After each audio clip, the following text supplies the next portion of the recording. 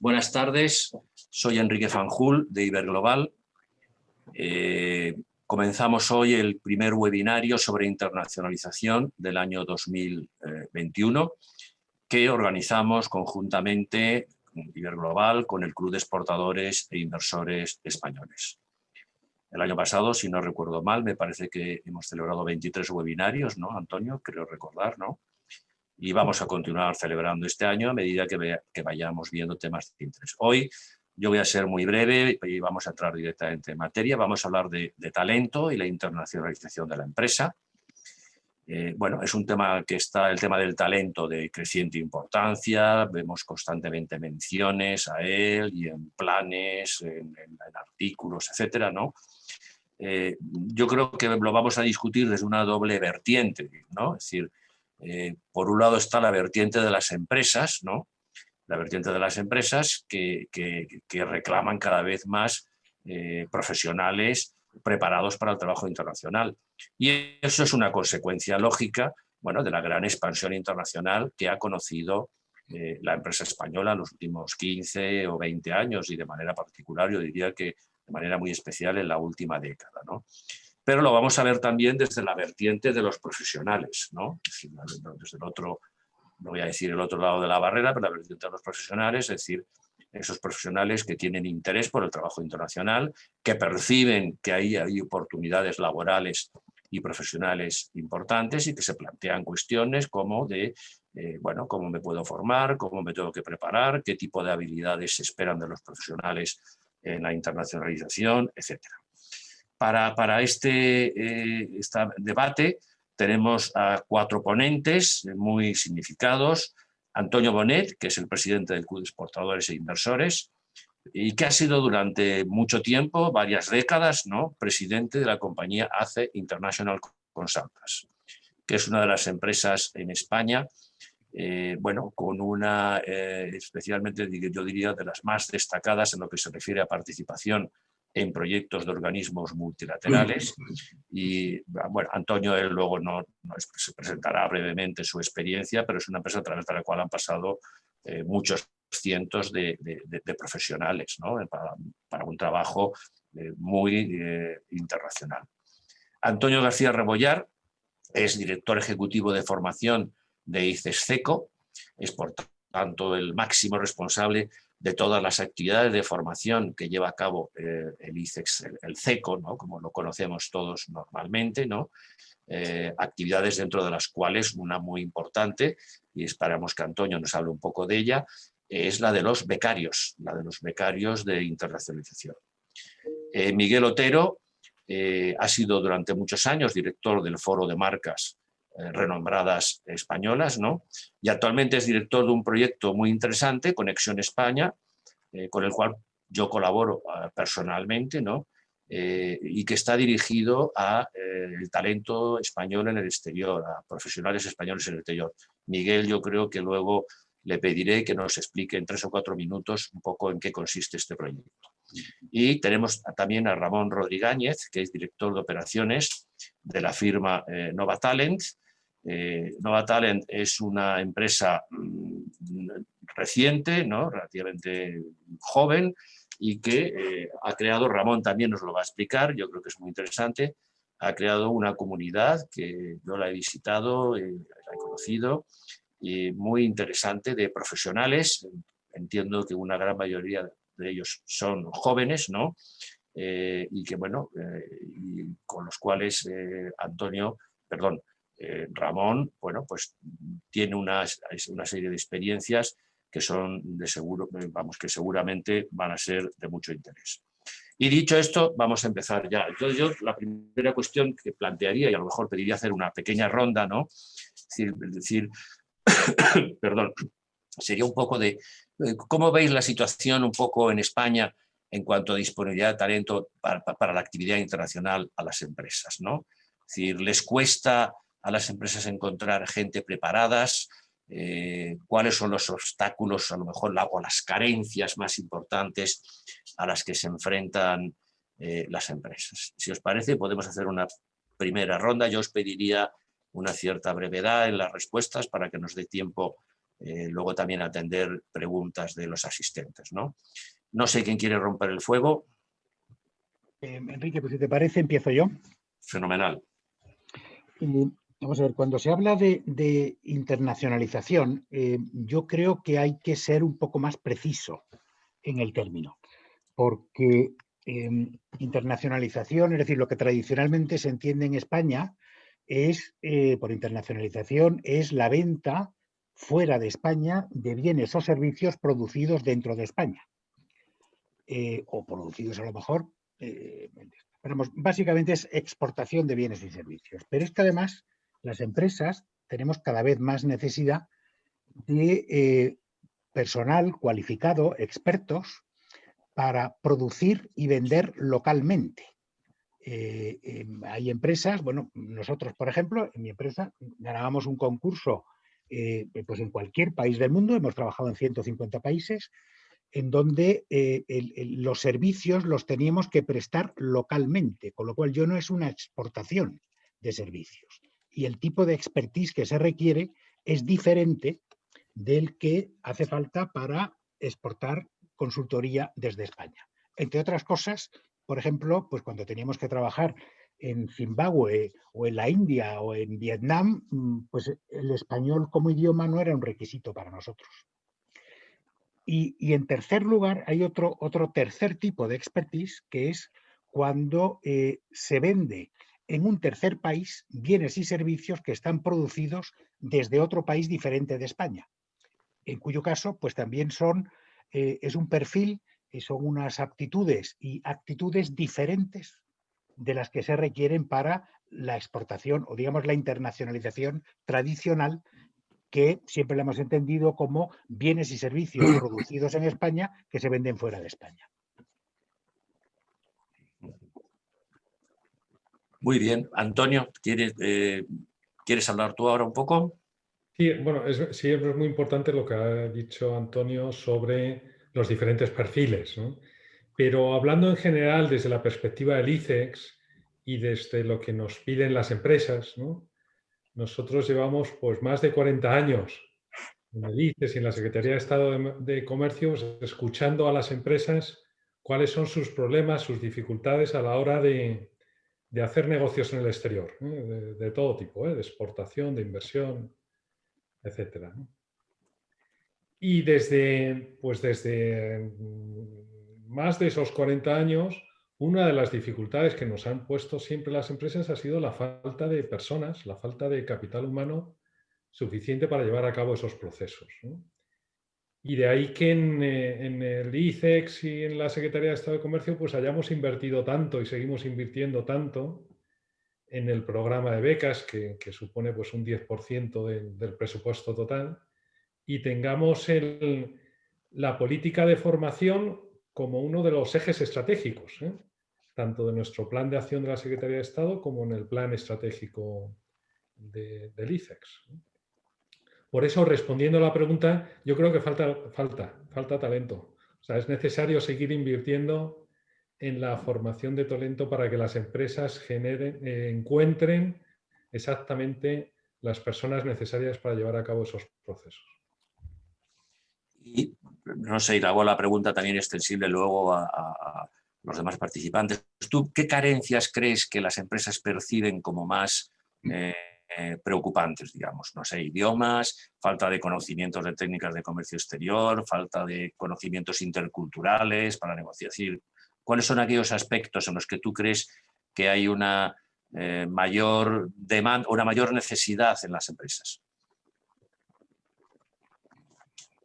Pues muy breve, ¿eh? La experiencia, ¿no? Las prácticas.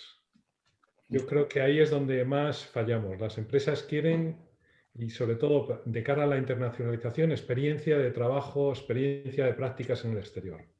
Y eso es fundamental. En el programa de becas, una vez que damos el máster y una vez que damos un año de experiencia en una oficina comercial, cuando ponemos a todos esos becarios a disposición de las empresas, tenemos exceso de demanda. O sea, tenemos más solicitudes de empresas que becarios disponibles todos los años. Yo ahí, si me permites, Enrique, intervenir. Sí, O sea, por supuesto. yo ahí no sé si estoy de todo de acuerdo, Antonio, en que falta talento. O sea, yo creo que en España tenemos un talento buenísimo y de muchísima calidad y que, en mi opinión o desde mi experiencia, no tiene mucho que envidiar al talento de otros países. Si uno lo piensa desde un punto de vista estadístico, realmente no existe razón por la cual la gente que nazca en España, por ejemplo, pues tenga menos talento que la que nazca en Francia o en Estados Unidos. Y sí que, no obstante, muchas veces, y se habla, ¿no?, de esta fuga de talento, lo que falta muchas veces son oportunidades, ¿no? Yo creo que en España todavía, digamos, falta un tejido productivo que pueda absorber muchas veces el talento de alto potencial que generamos. Y de hecho es en ese sentido en el cual vemos muchas veces, ¿no?, como personas muy cualificadas españolas pues acaban yendo a trabajar al extranjero, no muchas veces a empresas españolas que se estén internacionalizando, sino directamente a empresas extranjeras, porque no encuentran en España las oportunidades que, digamos, profesionales que a ellos les satisfacen y que les hagan crecer y que cumplan un poco con sus expectativas y su nivel de talento, ¿no? ¿Y eso por qué es? Porque, si decíamos un poco, ¿no?, que el talento está descentralizado desde un punto de vista estadístico, lo que es evidente es que las oportunidades sí que están centralizadas en determinados hubs, en determinadas ciudades o en determinados centros de innovación que generan, digamos, una mayor demanda de talento, de puestos digamos, de industrias altamente innovadoras o con niveles de tecnología elevados que realmente capturan, ¿no?, y pueden ofrecer carreras de alto valor a estos perfiles con mucho talento. Entonces, en ese sentido, España, por ahora, somos un país que exporta talento muy bueno y en ese sentido a mí me parece el reto cómo podemos hacer, digamos, cómo podemos transformar un poco nuestro tejido industrial para justo lo contrario, ¿no?, para intentar atraer, ¿no?, o no exportar ese talento, ¿no?, sino quedárnoslo en compañías españolas que, no obstante, y en este caso, ¿no?, pues que puedan ser internacionales y ofrecer carreras internacionales. Y ahí, no obstante, sí que estoy muy de acuerdo contigo, Antonio, en que uno de los graves problemas que existe un poco en España y una de las mayores carencias que puede tener, digamos, el perfil medio español es que efectivamente esa transición universidad-empresa no se hace de la misma manera que en otros países, en otros mercados, ¿no? Entonces, nosotros, por ejemplo, sobre todo cuando vamos a buscar talento, nos pasa más en universidades públicas de fuera de Madrid y Barcelona, donde quizás pues esas oportunidades no están tan presentes o al alumnado no se le fomenta tanto la realización de prácticas. Nos encontramos con perfiles buenísimos, de altísima calidad, con unas notas excelentes, pero que, no obstante, como tú bien dices, muchas veces carecen de esa experiencia profesional y, por ejemplo, nosotros en Nova no los podemos aceptar, ¿no? Nosotros siempre uno de los requisitos para entrar en nuestra comunidad, que luego hablaremos, es el tener algún tipo de experiencia profesional, y hoy sí que veo un problema, pero creo que como país no tenemos un problema de falta de talento, diría que más bien al contrario. ¿Tú crees, Ramón, que, digamos, en comparación con otros países de nuestro entorno, España, digamos, se encuentra en una condición más o menos similar en cuanto a disponibilidad de talento, tanto en calidad como en cantidad? Totalmente es así, y creo que además el talento español, cuando va luego a compañías extranjeras, lo hace muy bien, y solo hace falta ver ejemplos paradigmáticos. Pues yo creo que es uno de los reportes de Mark Zuckerberg en Facebook, es un español.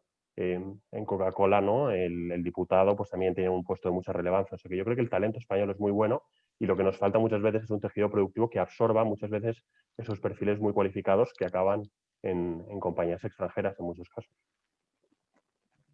Muy bien. Miguel, yo creo que te toca a ti Yo quería decir algo. esta primera ronda. Bueno, en primer lugar, efectivamente, el talento yo creo que es una suma de dos combinaciones, ¿no?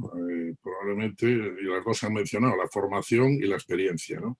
Yo quería empezar por romper una lanza en favor del programa de becarios del ICES, porque creo que llevan por varios miles, o 5.000 o 6.000, yo no sé cuántos hay.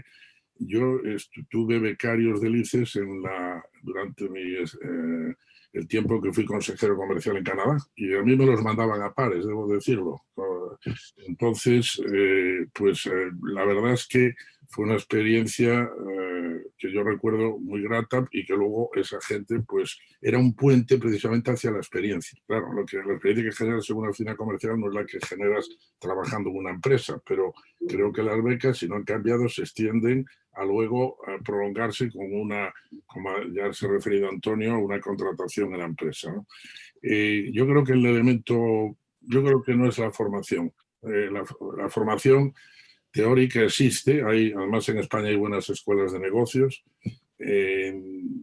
Quizá donde tenga más dudas es en la universidad, es decir, que la universidad prepare bien para la internacionalización, pero yo creo que el problema está más del hecho de que, confirmo lo que ha dicho Ramón, de que existe talento, es el éxito del enorme crecimiento y presencia de nuestros directivos en el mundo, trabajando no solo para empresas españolas, sino para multinacionales de otros países. Están llegando ya a veces a puestos muy elevados en multinacionales, ¿no? Entonces yo no creo que esté ahí el problema. Nosotros hicimos un estudio desde el foro en el año 2017, titulado precisamente Gestión de talento, internacionalización y marca, con una muestra de 95 empresas, con un cuestionario y 11 entrevistas a 11 de esas empresas. Y a mí lo que me sorprendió desde el lado de la empresa es que cuando tuvieron que hacer un ranking de las prioridades a la hora de la internacionalización, la cuestión de la disponibilidad de talento, vamos, o de recursos humanos, ocupaba el 10º lugar entre las prioridades indicadas, ¿no? Con lo cual, yo todavía tengo un gran interrogante sobre esa cuestión, porque aquí se estaba apuntando a que existe talento, pero lo que no existen son o las suficientes empresas o las empresas idóneas para emplear ese talento. Y bueno, yo creo que habrá de todo un poco, ¿no? Pero sí que había 3 conclusiones que me he revisado ese informe, porque es todavía reciente. La primera, sí, había una queja de las empresas de la dificultad de encontrar el talento adecuado, especialmente en áreas como comercial, ingenieros, etcétera, ¿no? En segundo lugar, uno de los problemas que se señalaba era la dificultad que se consideraba la adaptación de nuestros directivos ejecutivos cuando salían a otros entornos, ¿no? Algo relacionado con la multiculturalidad y quizá también el dominio de idiomas, que también en España creo que es una asignatura pendiente. Y luego había una tercera cuestión, había un cierto sesgo, quizá por la inexperiencia o la experiencia reciente de nuestras empresas, a emplear más bien gente de recursos ya dentro de la empresa para expatriarlos, no tanto acudir a captar ese talento cuando ya existe, ya está no solo formado, sino ya cuenta con una experiencia en otros lugares. En definitiva, creo que en España falla desde el lado de la empresa algo que es un término que se utiliza mucho ahora en terminología anglosajona, que es el employer branding. Es decir, las empresas necesitan una política en la cual el talento se puede generar dentro de la empresa, se puede captar fuera de la empresa, se tiene que retener cuando lo tienes y además tiene que motivarse y convertirse también en gente que digamos, defienda a tope los intereses de la empresa, ¿no? Y yo eso lo he vivido, pero lo dejo para otro momento. Lo he vivido a través de un grupo multinacional donde he trabajado durante 13 años en mercados emergentes y difíciles como Rusia, China, India, México, Brasil, etc., ¿no? Si caso, por no estar más tiempo, ¿no?, al debate, sí me gustaría hacer una referencia después a la experiencia que decía Antonio de cuando una empresa tiene que pasar de ser una empresa exportadora a una empresa multinacional. Sí, quería hacer una pequeña aclaración, por cierto. Aquellos de los asistentes que quieran hacer preguntas encontrarán abajo un menú, un módulo que pone preguntas y respuestas. Ahí pueden poner sus preguntas para que luego las traslademos a los ponentes. Antonio, yo te preguntaría a ti, porque en ACE International Consultants, bueno, habéis, digamos, contratado a lo largo de los años pues, a mucha gente, ¿no? Es decir, ¿qué habilidades sois las habilidades, diríamos, que son las que más buscabais, las que más valorabais, etcétera, en la gente, digamos? En general, experiencia. Experiencia no solo en el oficio, pues cuando teníamos que contratar ingenieros, expertos en temas medioambientales, pues en eso, o abogados o economistas, o experiencia en el métier, ¿no? Y experiencia también en haber trabajado en el extranjero en proyectos o en cuestiones similares a las del trabajo que les íbamos a dar nosotros. Y el problema es que encontrábamos normalmente, nosotros teníamos en plantilla y contratábamos muchos más extranjeros que españoles para hacer el trabajo. Y la razón es que en España encontrábamos gente muy bien preparada, con muchas ganas, con mucha ilusión. Teníamos muchos ex becarios ICEX, por ejemplo, pero en cuanto en cuanto la empresa necesita un profesional con 25 años de experiencia, por ejemplo, en public procurement, pues no encontrábamos.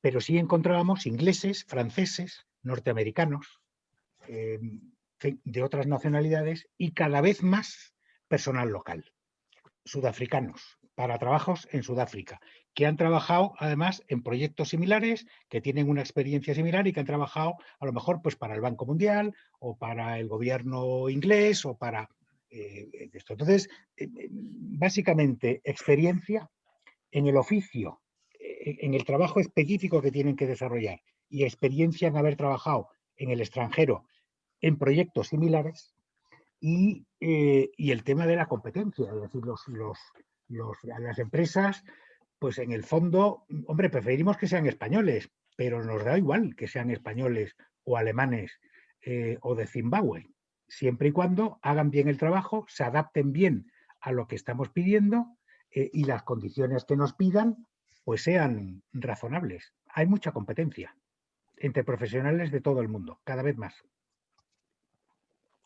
Ramón, vosotros en Novatalent hacéis una función, digamos, de intermediación, por decirlo de alguna manera, entre empresas y profesionales, ¿no? Ya has mencionado algo al respecto antes, ¿no?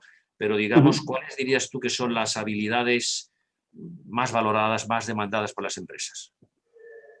En un contexto internacional, yo creo que las has señalado un poco, Antonio, yo creo que la parte, digamos, de la adaptación es clave, pero esa adaptación te diría que ya es más, que empieza a ser relevante también en un contexto de trabajo local y nos la empieza a pedir cualquier tipo de compañías porque vivimos en un mundo que cada vez cambia rápido, ¿no? Cada vez tenemos vivimos una revolución tecnológica pues, que cada vez es más acelerada y, por tanto, el profesional del mañana que triunfa es un profesional que es capaz de adaptarse de manera rápida. Yo creo que en un contexto internacional el conocimiento de idiomas es clave, ¿no? Y, por ejemplo, en Nova, ¿no? Como nos dirigimos a un pool de talento, digamos, de alto nivel, pues el conocimiento de los idiomas es un requisito y digamos que todos nuestros candidatos siempre hablan por lo menos inglés y normalmente hablan un tercer idioma de forma fluida.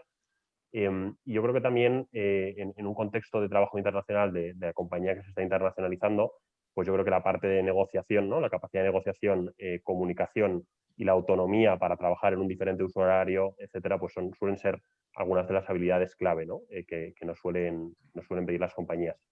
Y no obstante ahí, yo mi percepción de cómo se está modificando un poco lo que la empresa demanda del candidato va en relación al conocimiento versus habilidades, ¿no? Yo creo que, como muy bien ha señalado Antonio, pues quizá antes era muy importante el tener conocimiento de muchos años en una función para poder desarrollarla de forma efectiva, pero a la velocidad a la que cambia el mundo, cada vez es más complicado, sobre todo en determinados tipos de talento, encontrarte gente, pues no existen personas con 25 años de experiencia en Data Science, porque simplemente el concepto de Data Science no existía hace 25 años, ¿no? Entonces yo creo que cada vez es más importante para los candidatos, pero también incluso para las empresas en cómo evalúan y cómo miran candidatos, el buscar candidatos, buscar skills, no buscar conocimientos, porque muchas veces esos conocimientos no los vas a encontrar, sino y buscar qué capacidades van a permitir a un candidato de forma rápida adquirir los conocimientos que necesita para desarrollar su función. Yo creo que ahí está un poquito la clave de esa transformación que tenemos que hacer de ambas partes, tanto del lado de los candidatos para trabajar esas skills, no simplemente los conocimientos, como del lado de las empresas muchas veces para no obcecarse, ¿no? Yo busco 25 años porque muchas veces, o depende de qué función, no los vas a encontrar. Y un poco siguiendo al hilo, y de manera súper breve, yo creo que es muy interesante también en relación con lo que decía Miguel del employer branding, ¿no? También hacer la pregunta contraria, ¿no? Oye, ¿cómo hace una compañía para convencer al talento? Porque creo que cada vez más, sobre todo cuando queremos contratar un perfil de talento, digamos, de muy alto nivel, existe mucha competencia también del lado de las compañías. Es decir, que a día de hoy un joven profesional muy válido, pues ya no se plantea solo trabajar en España y compites contra la competencia de tu mismo sector por ese perfil. Es que a nosotros nos piden perfiles exactamente iguales, me lo pide Amazon, me lo pide McKinsey, me lo pide una startup como Yopan Talent o una multinacional, ¿no? O sea que todas acaban compitiendo muchas veces por el mismo tipo de talento. Entonces ahí, como decía Miguel, es clave la parte de trabajar la marca empleadora y yo creo que un poco lo que el talento a día de hoy busca en una compañía a la que ir a trabajar son fundamentalmente 3 cosas. Creo que la parte de la compensación es clave y sobre todo yo creo que hay mucho mito en cuanto a que los millennials, la compensación y tal no les importa, eso es mentira, el salario es súper importante y lo sigue siendo. Hay otras cosas que también son importantes ahora para ellos, pero esa parte es fundamental. 2, la parte de desarrollo, que la compañía puede invertir en el aprendizaje del propio candidato, del propio empleado y en su desarrollo. En este mundo que decíamos de transformación acelerada, ese profesional va a seguir necesitando formarse a lo largo de su carrera y, por tanto, compañías que puedan invertir en eso y asegurarle un crecimiento profesional van a tenerlo más sencillo para atraer. Y el tercer punto sería la parte, digamos, más del propósito de la empresa o cómo la empresa su impacto positivo en el mundo, ¿no? Yo creo que una compañía que es capaz de transmitir al candidato de qué manera está impactando de forma positiva en el mundo, tiene mucho ganado para convencer al candidato de cara a una potencial. Muy interesante, ¿no? Lo que dices además de los skills, es decir, que casi es más importante, digamos, la metodología, por así decirlo, más que tener conocimientos concretos de determinadas materias, ¿no? Miguel, ¿qué opinas al respecto? De acuerdo, y aunque yo, digamos, mi experiencia personal ya tiene cierta antigüedad, ¿no? Estoy hablando de hace 30 años, cuando yo me encuentro con ese desafío de no de convertir, sino de que me encargan que la empresa complemente su desarrollo de exportación, donde ya estaba prácticamente en todos los países desarrollados del mundo, por un proceso de entrar en los BRIC, en los llamados mercados emergentes. Además fue así, porque realmente tuvimos y nos implantamos en países como Rusia, China o México, y también de forma indirecta en Brasil, en Colombia y también, bueno, en la India, que no llegamos a fructificar un proyecto, ¿no? Y entonces, ¿dónde encontrabas el talento en estos lugares? En ese momento era muy difícil, ¿no? O sea, realmente había que hacer una mezcla de expatriados a los que tenías que enviar al país y unirlos con gente local a la que realmente no estaba acostumbrada a trabajar en sistemas de gestión occidentales, salvo, con alguna excepción, el caso de China tenía una ventaja, y tú creo que lo conoces bien, Enrique, el poder utilizar una diáspora china que estaba presente en lugares como Taiwán, Singapur o el sudeste, Hong Kong, etcétera, ¿no? Allí sí encontrabas gente que podías reclutar, y de hecho nosotros reclutamos para la filial china a 3, primero a un comercial de Singapur y después a 3 directivos de Hong Kong, ¿no? En el caso de Rusia era muy diferente. En Rusia es que tú querías encontrar un vendedor y eso no se había hecho nunca. Es decir, llevaban 70 años desde la revolución sin vender nadie absolutamente nada, haciendo trueque entre empresas y entre individuos. Y ahí es curioso, ¿no? Ahí fue una reconversión en que nosotros utilizamos un headhunter austríaco ante la dificultad de resolver eso, y te vas a sorprender, pero acabamos contratando a un teniente de los servicios de inteligencia militar que iba destinado a las escuelas de espías antes de que se derrumbara la Unión Soviética, que hablaba suajili, chino y toda una serie de idiomas que nosotros no necesitábamos para esa relación. Bueno, pues puso la empresa a tope, es decir, que organizamos en 3 áreas comerciales que cubrían todo el territorio de Rusia. Uno de ellos además era diputado de la Duma, tienes que entender las situaciones que se generaban en el país y podía compatibilizar eso con el trabajo comercial. Y bueno, yo la acompañé a visitar, porque claro, las mafias, cuando se derrumbó el sistema soviético, las mafias se hicieron con el control de la distribución mayorista y minorista y no quedaba más remedio que tratar con ellos. Entonces los métodos y los sistemas pues tenían que ser adaptados a las circunstancias del país. Bueno, esto es un poco anecdótico, pero luego la verdad es que integramos mucho personal ruso y que tenía una alta cualificación no desarrollada para las funciones que requeríamos en empresas occidentales. pero con un dominio de idiomas, si alguien habla alguna vez con los rusos, se da cuenta de que el dominio de idiomas es excelente. Capacidad técnica la tienen también. El único problema es cómo insertarlos en tu organización, y algunos de ellos acabaron en la matriz nuestra. Es decir, nosotros tuvimos el primer MBA del IES ruso captado por nosotros en Barcelona, y todavía, bueno, ahora ya la empresa se ha vendido y se ha por razones de transmisión familiar, pero todavía en el foro trabaja una rusa que, si alguna vez habláis con ella, con Tamara, os sorprenderá que no podréis saber, salvo por el nombre y por el aspecto, que es rusa, porque habla español, catalán y todo lo que haga falta con una facilidad extraordinaria, ¿no? Entonces, bueno, eso, pues digamos que ahí hay un proceso de aprendizaje, porque había que contratar, había que crear filiales y desde resolver un consejo de administración con el socio local, pasando por el director apropiado para la operación y desarrollar todas las funciones dentro de la empresa, comercial, producción y logística, recursos humanos, etcétera, ¿no? Eso fue, pues, una auténtica epopeya, pero dio resultados, ¿no? Muy buenos. Pero sobre todo yo destacaría un aspecto, que está en el talento español, que quizá también esté en el talento latino, y es la capacidad de adaptación a entornos inciertos y a entornos que necesitan una flexibilidad que otros países que son más rígidos no tienen. Yo eso lo aprendí desde luego en esos entornos, en esos mercados.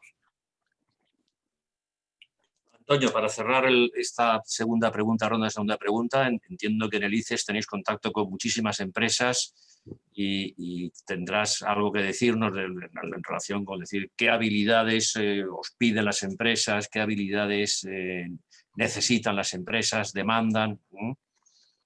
Y por supuesto nos exige muchísima habilidad comercial en un contexto internacional.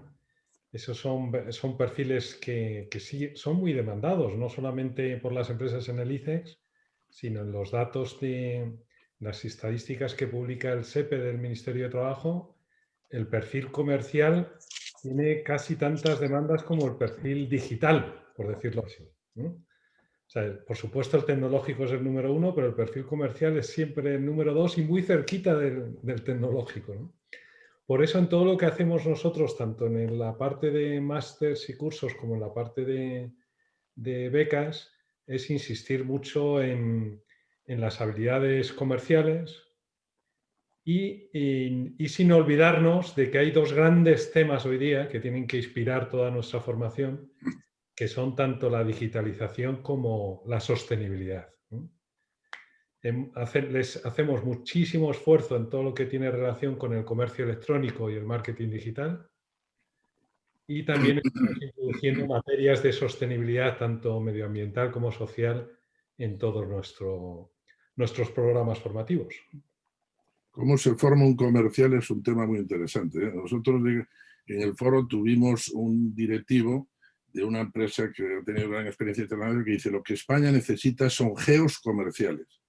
Esa fue la expresión, porque realmente para tener esas habilidades que tú, y me parece que estáis enfocando bien esa formación, pero es que yo creo que es casi, yo te diría que eso no se estudia en las universidades, al ser un buen comercial, ni Claro. en las escuelas de negocios, lo acabas de decir muy bien. Eso es vocacional y luego va unido a adquirir esas habilidades prácticas que yo cuando entré en esa empresa en la que trabajé, en aquel momento en España, no había ninguna empresa que tuviera las Naciones Unidas que me encontré allí dentro.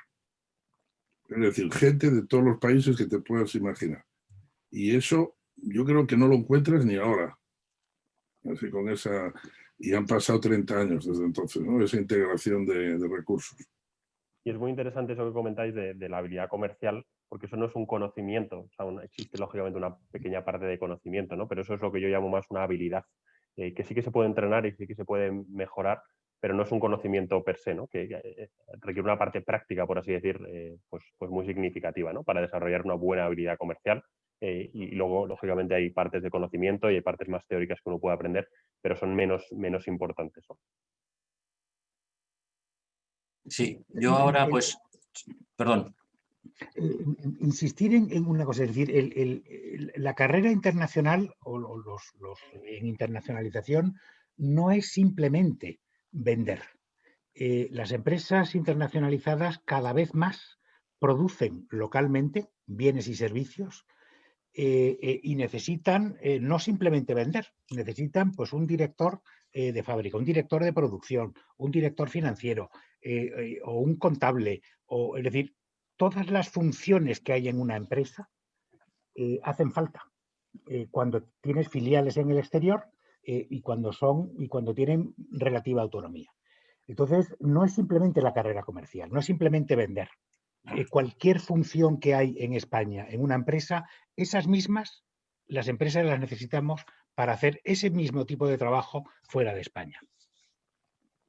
Yo estoy de acuerdo, Antonio, cuando hizo una alusión al tema comercial, que sí, porque veo el más difícil de todos los, además, ese estudio al que yo me refería determinó que lo que tenía más difícil de encontrar las empresas era gente del lado comercial.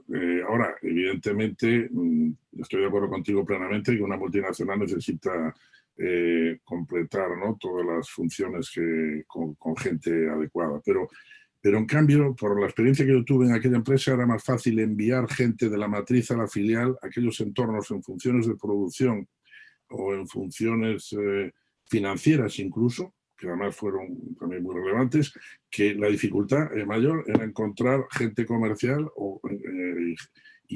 no solo y generarla, porque no existía, digamos, ahí una fuente fiable para reclutar a esa gente, ¿no? Sino que eran habilidades que, como decía muy bien Ramón, se pueden entrenar algo y se entrenan, pero están muy demandadas, ¿eh? No me sorprende que lo dijera Antonio también. Bueno, puede ser, nosotros estamos un poco sesgados porque tratamos con empresas que quieren exportar fundamentalmente, ¿no? Pero efectivamente hay que tener en cuenta que España tiene 10.000 filiales de empresas en el exterior. O sea, tiene 10.000 empresas, filiales de empresas españolas en el exterior. Y esas filiales ocupan a 1.600.000 personas. O sea, las empresas españolas están generando un empleo, según las cifras del registro de inversiones del Ministerio, de 1.600.000 personas.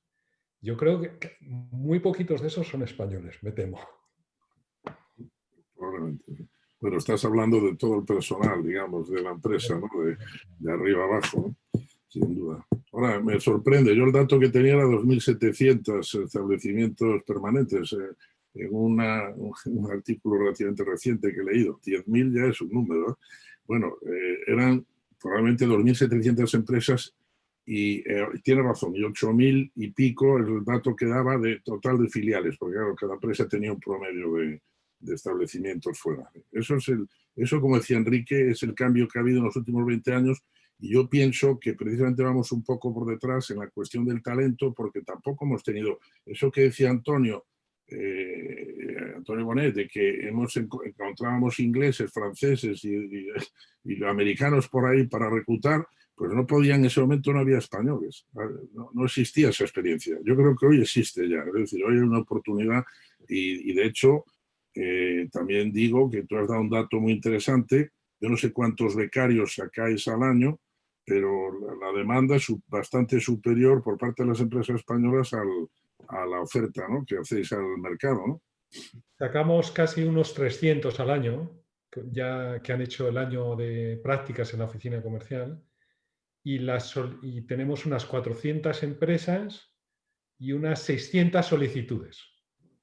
El año pasado, el 20, fue algo peor, ¿eh? Porque nos pilló el coronavirus. Bueno, pero va bien ese tema. Pero seguimos teniendo unas 500 y pico solicitudes para 300 becarios. Pues yo aprovecharía, Antonio, ya que estás hablando del tema, para preguntarte un poco dos temas, ¿no? Es decir, uno, bueno, en general en la formación que dais en el CECO, ¿no?, ¿qué prioridades tenéis hoy en día? ¿Cuáles son los temas que estáis dando más prioridad, los programas, los aspectos, etcétera, ¿no? Y yo creo que le puede interesar también mucho a la gente saber si en ese programa de becarios, que yo también estoy totalmente de acuerdo con Miguel, creo que ha sido un programa extraordinariamente positivo, ¿no? También que avanzaras un poco si hay algún tipo de novedad que en el programa de becarios, cara al futuro, que podamos esperar, etcétera. Bueno, pues en cuanto a prioridades, ya lo comenté antes, el tema digital es fundamental. Comercio electrónico a través de plataformas globales, plataformas locales de cada país, esos son asignaturas y cursos en los que ponemos muchísimo énfasis. Marketing digital también, no en términos generales, sino marketing digital adaptado a cada país. Y las cuestiones de sostenibilidad medioambiental y social también en el contexto internacional. Pero donde más énfasis estamos poniendo y seguimos poniendo es en las prácticas en empresas. Y ahí hemos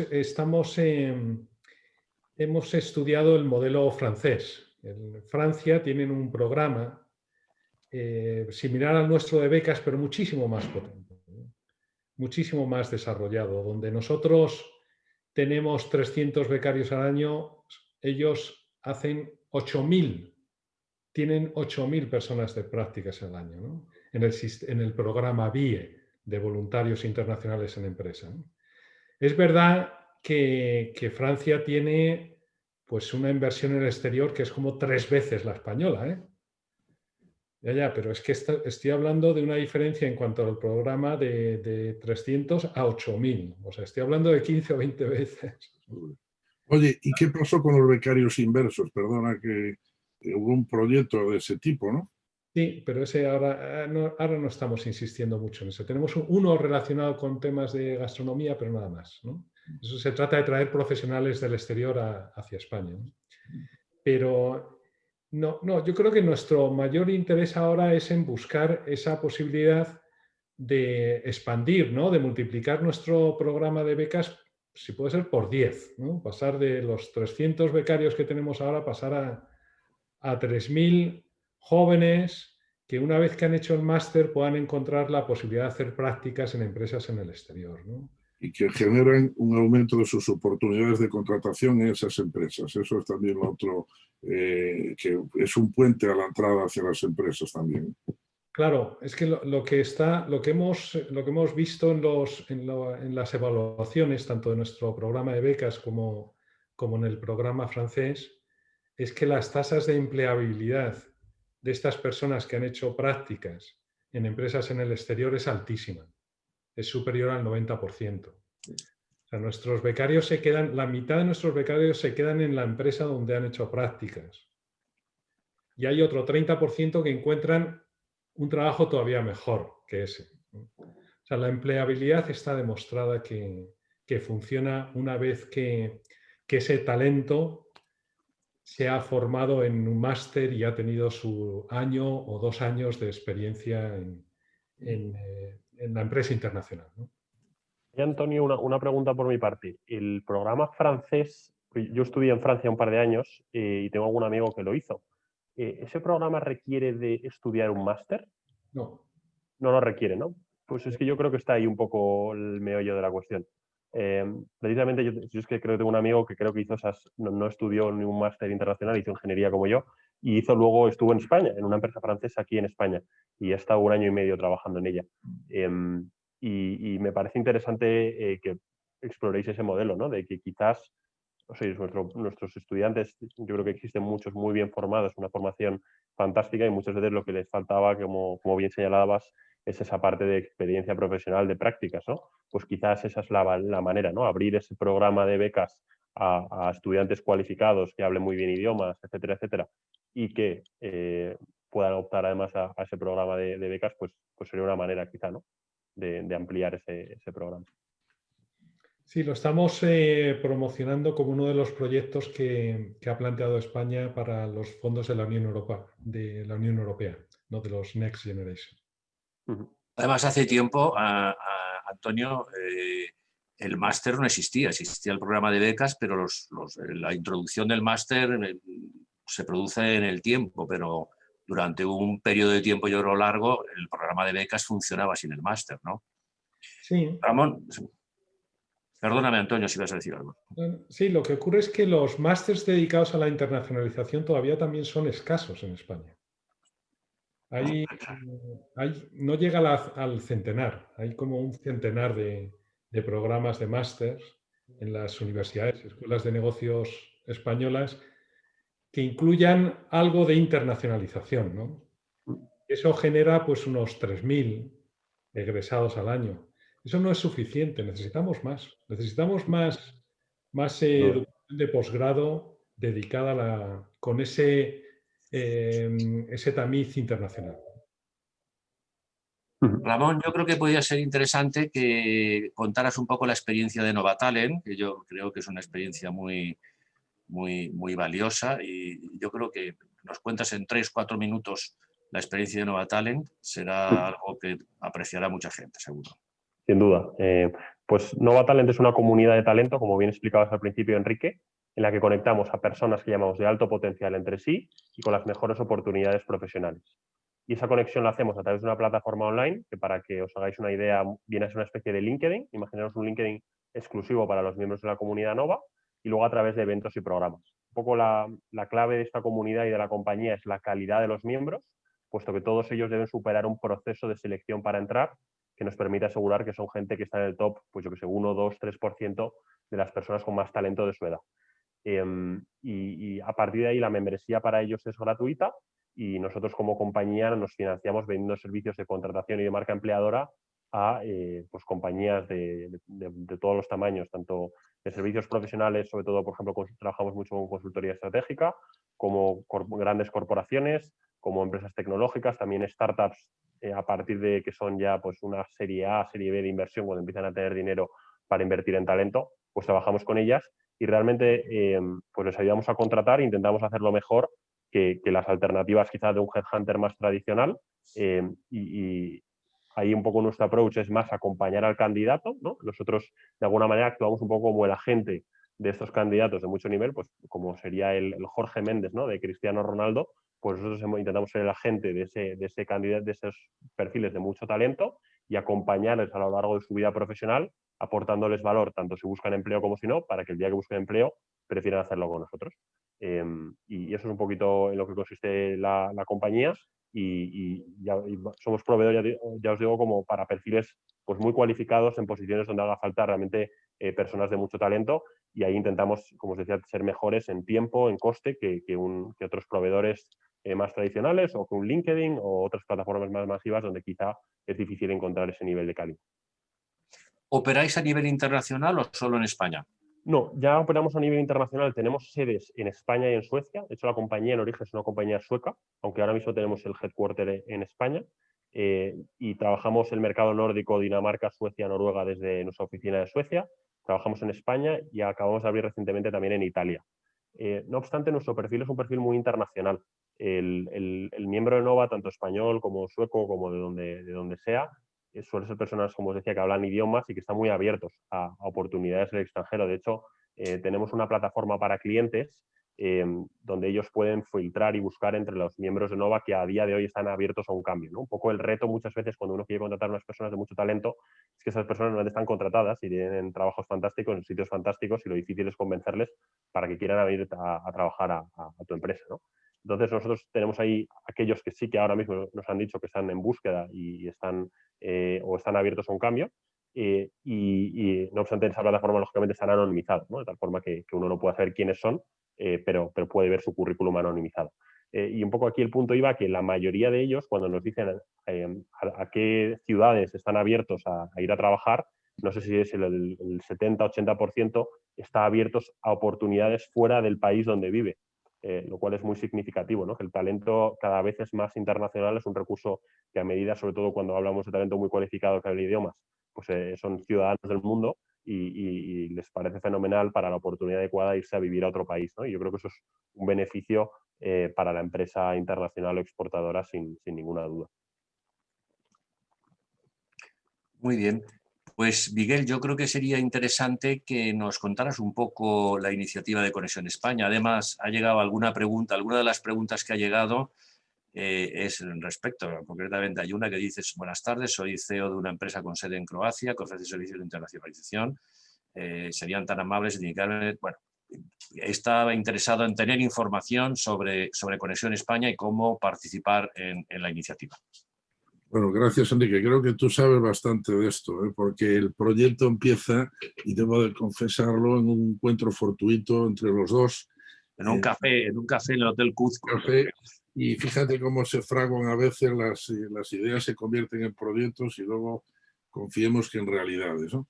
Evidentemente los dos coincidimos en una idea, y derivada de que ya somos viejos guerreros, ¿no? Que hemos estado ya bastante tiempo en el tema internacional, y de repente pues nos damos cuenta de que hay un aumento de la diáspora profesional española en el mundo, y sobre todo creciente, y eso es lo que nos lleva a hablar de qué se puede hacer en torno a ello, ¿no? Y es cuando desde el foro, que yo entonces era el director, lo asumimos y te encargué a través de Iberglobal, junto con otra consultora, que hicieras un estudio de viabilidad del proyecto, estudio que no ha sido publicado, hay que decirlo, porque formaba parte de un proyecto de encargo, ¿no? por la institución, y lógicamente pues eso restringió el no darle, digamos, publicidad, no hacerlo público. Pero bueno, fue la base, ¿no? del proyecto, ahí se definieron los objetivos, las estrategias, se hizo una metodología, la verdad, se hizo un trabajo bastante intenso, que se terminó en marzo del 2019, en el que llegamos a encuestar, como sabes, Enrique, a 200 directivos con experiencia en el mundo, que nos reunimos con paneles de esos directivos aquí en España, que celebramos 3 encuentros con esos directivos en Bruselas y en París, donde tú participaste, y más adelante en Nueva York, y que tuvimos un feedback positivo sobre el potencial que tenía esta presencia cada vez más masiva y más creciente de directivos españoles, ¿verdad? Que lo redujimos al mundo de la empresa, ¿no? De pasar de que la diáspora española con profesionales incluye también a profesionales de otros campos, como profesores, médicos o etcétera, y que nosotros nos centrábamos básicamente en gente relacionada con el mundo de la empresa. Bueno, de ahí saltamos a un proyecto, una vez hecha una alianza institucional en la que el proyecto lo desarrollan conjuntamente el Foro de Marcas y la Cámara de España, con el apoyo del ICES, de la Secretaría de Estado de España Global, por la parte pública, y por la parte privada de la CEDE, la Confederación Española de Directivos, y también de la Asociación de Multinacionales por la marca España, teniendo en cuenta que también hay muchos españoles que trabajan hoy en empresas multinacionales. Y bueno, sabes que hemos cambiado la marca porque tú has seguido todo ese proceso, formas parte del Consejo Asesor de Conexión España, que antes se llamaba provisionalmente Spain Business Global, como podrás recordar perfectamente. Y bueno, tenemos un plan y un presupuesto y un equipo de gestión, y en este momento pues ya la estamos lanzando, es decir, ya hemos cruzado el Rubicón, ya no hay marcha atrás, y estamos en la primera fase de la creación de esa red global de directivos, que por supuesto no es solo para españoles, lo digo porque esa pregunta que tienes de Croacia, cualquier directivo internacional también es admitido si tiene una relación con España, un interés por España, para formar parte de esta red. Tenemos una limitación de salida, y es que esta red va a operar solo en la lengua española inicialmente, pero bueno, eso no quita que en el futuro no pueda desarrollarse también en el aspecto lingüístico, ¿no?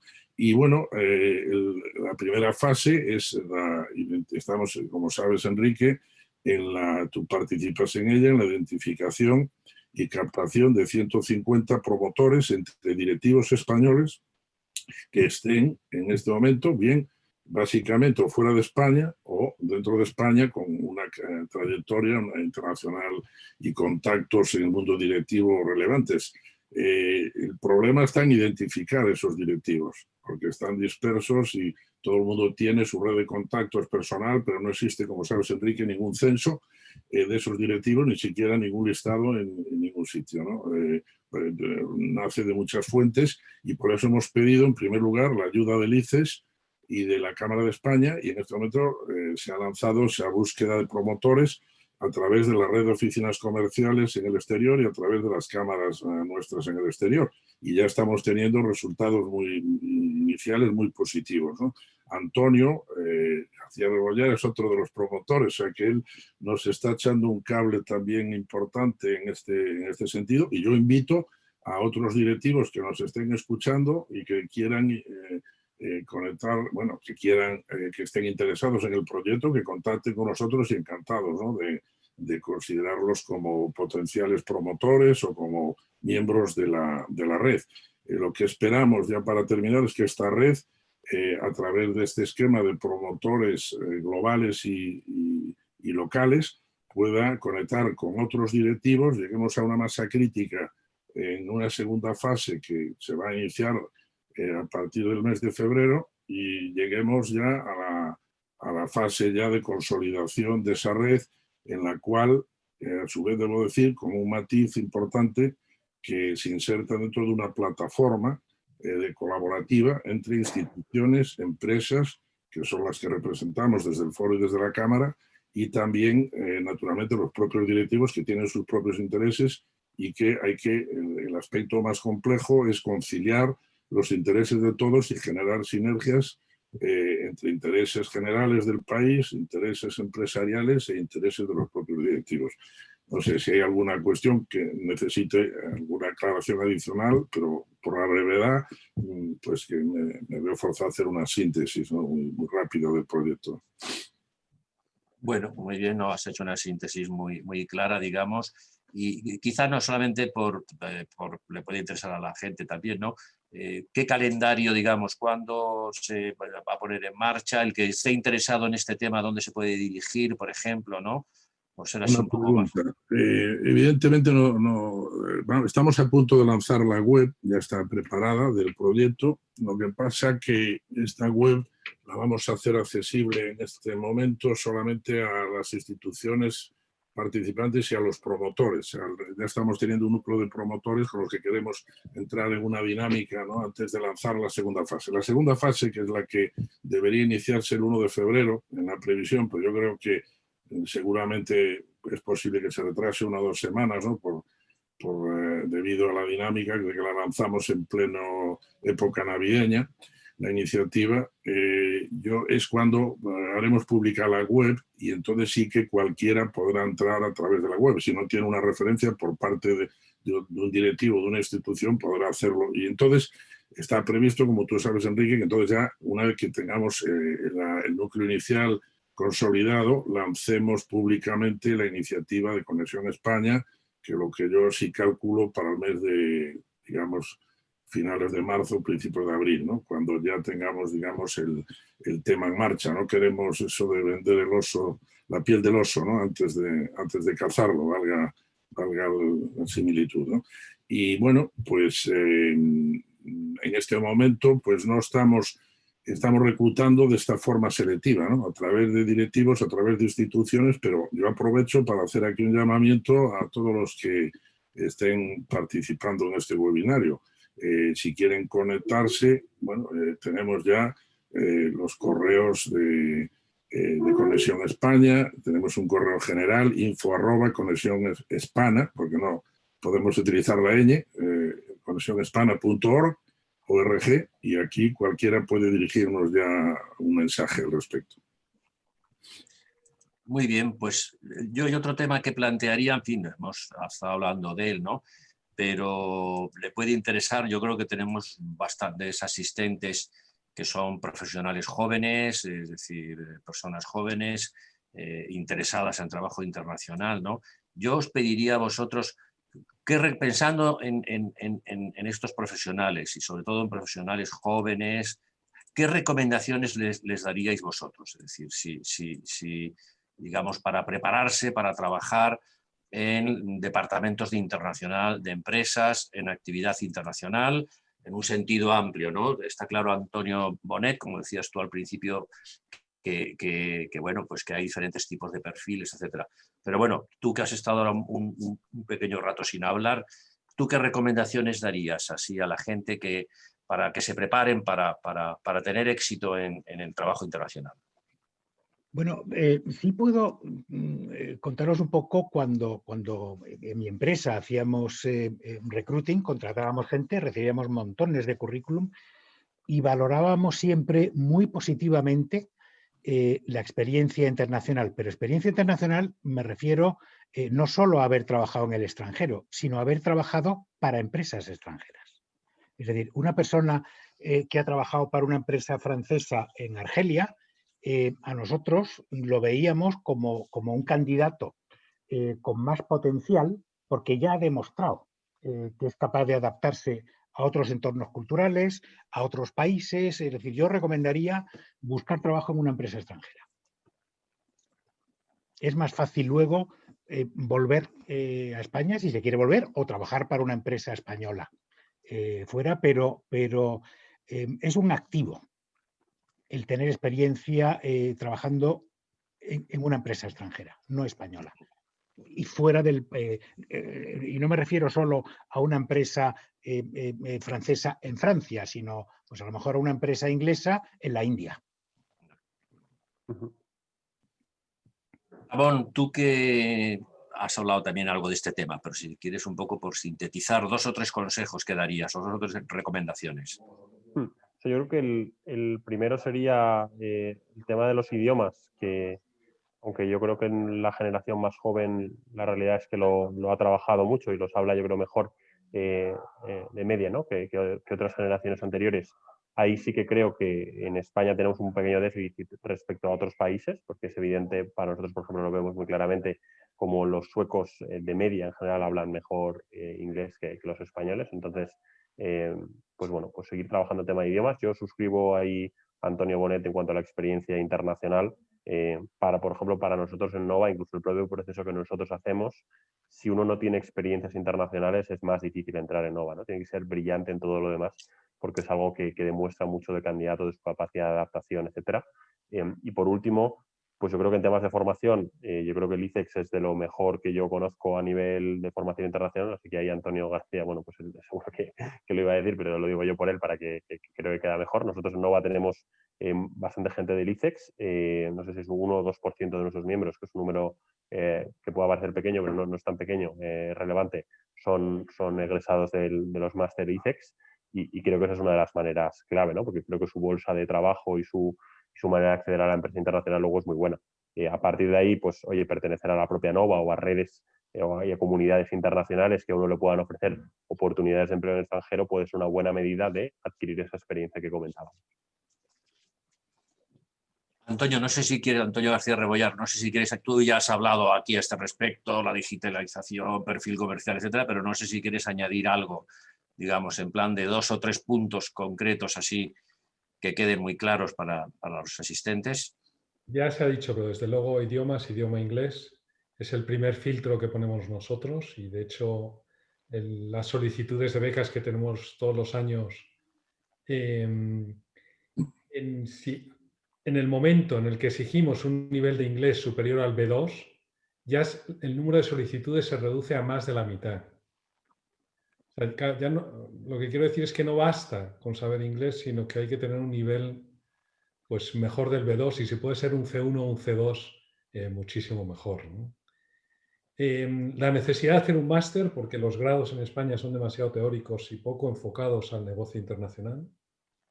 Y por supuesto la experiencia. Y si esa experiencia puede ser una empresa extranjera en el exterior, fantástico, como ha dicho Antonio.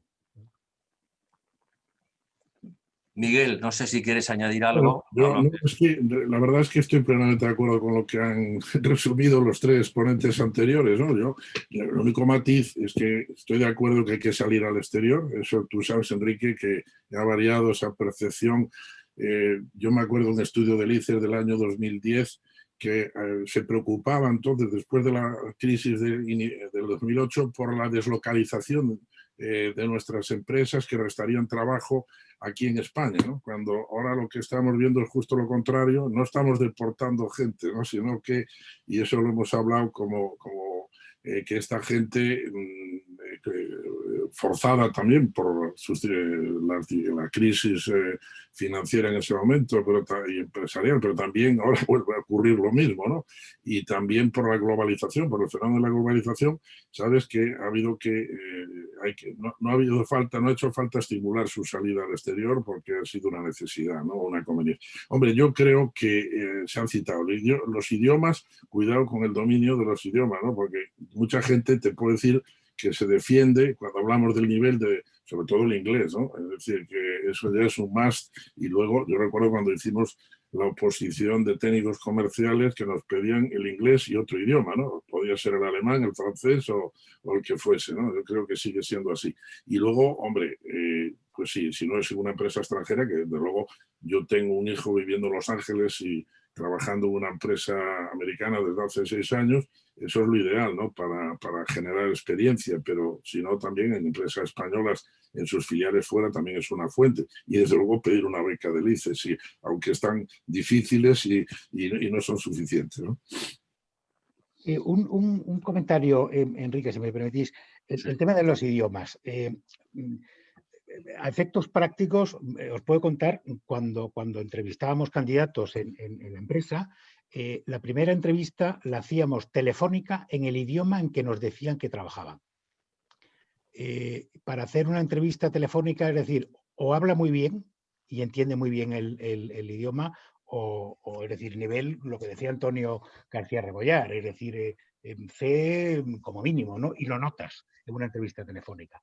Y otra cosa que también es bastante interesante, y creo que es útil saberlo, es que en las empresas internacionalizadas, nosotros, en mi empresa, el 95% de la facturación era fuera de España y vendíamos servicios, es decir, consultoría. Discriminábamos positivamente a favor de extranjeros cuando se aplicaba para trabajos en España. ¿Por qué? Porque es muy importante el tema de la multiculturalidad. Es decir, si tú quieres trabajar en muchos países con culturas diferentes, con idiomas distintos, necesitas gente que entienda eso, que esté acostumbrada a trabajar en eso. Con lo cual, lo que comentábamos antes, de decir, un español que ha trabajado fuera en una empresa extranjera, pues demuestra eso. Y nosotros, en la central, en los headquarters en Madrid, discriminábamos a favor de extranjeros por eso, pues porque nos aportaban esa diversidad que muchas veces los españoles no tenemos, ¿no? Muy bien. Bueno, pues nos estamos acercando ya, digamos, a la 1:15. No sé, es decir, podemos hacer, si queréis, una última ronda de alguien quiere hacer algún comentario adicional. Hemos tocado muchos temas, se han tocado temas muy interesantes, ¿no? Si alguien quiere hacer así un último comentario, una última reflexión.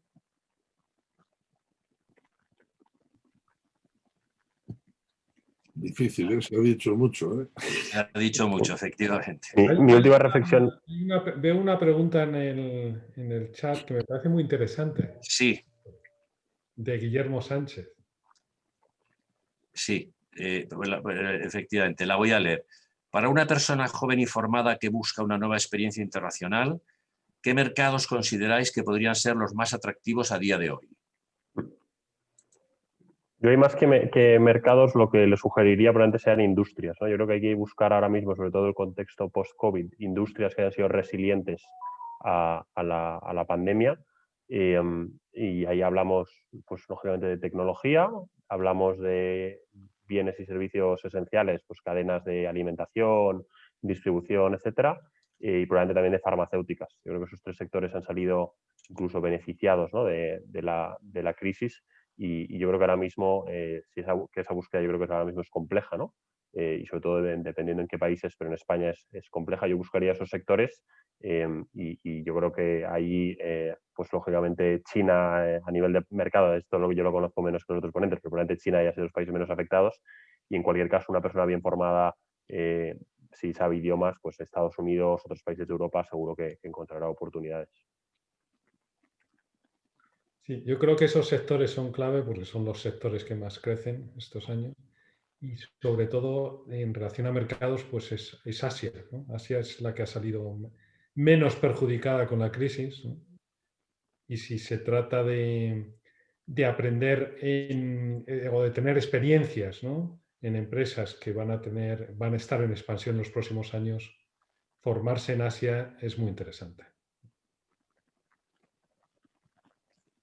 Antonio Bonet, ¿tú qué recomendarías?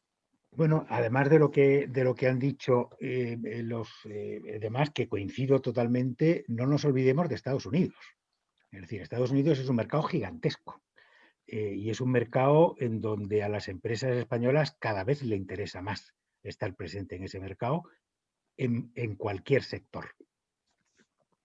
Sin duda, yo ahí complementaría que Estados Unidos es un mercado donde el constraint, ¿no?, la falta de existencia del talento cualificado, ¿no?, el problema, digamos, de la parte de la oferta es más agudo que en España, ¿no? España tiene un reto estructural, digamos, un paro estructural más elevado y, por tanto, es más sencillo encontrar talento cualificado de alguna manera que pueda estar disponible. Yo creo que en Estados Unidos es realmente más complejo y ahí la competición entre compañías para contratar talento cualificado es absolutamente tremenda.